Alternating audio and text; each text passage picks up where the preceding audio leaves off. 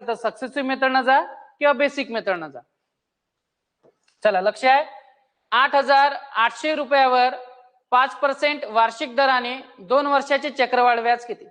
आता तुमच्या लक्षात येईल की फॉर्म्युला आपण विसरलो, फॉर्म्युल्याची गरज सुद्धा पडणार नाही. बघा 5% म्हणजे किती, किती 1/20 आहे की नाही. मुद्दल किती आहे 20 इथे, आणि इथं व्याज किती आहे 1. सक्सेसिव्ह मेथडनं सॉल्व्ह करू, इझी जाते आहे की नाही. किती वर्षासाठी मांडणी, 2 वर्षासाठी. इकडे मुद्दलचं गुणोत्तर आणि इकडे अमाऊंटचं, मग 20 आणि 21. 20 चा वर्ग 400, 21 चा वर्ग 441. किती आलं व्याज, 400 रुपयावर 41 व्याज आलं.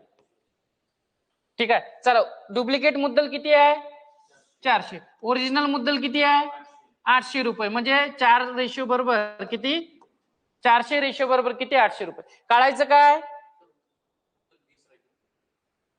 नाही, हे मुद्दल गुणाकार करून, हे डुप्लिकेट, ओरिजिनल 800 रुपये.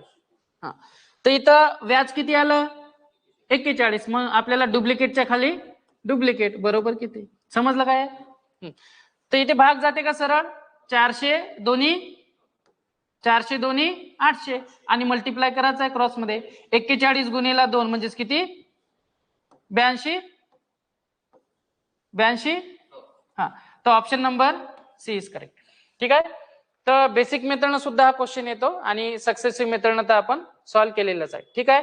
तर आजचा जो लेक्चर झाला हा पहिल्या वेळेस लक्षात नाही आला तर वारंवार बघा, 2 वेळा बघा, 3 वेळा बघा, या ऍपमध्ये हा व्हिडिओ आपला सेवच आहे.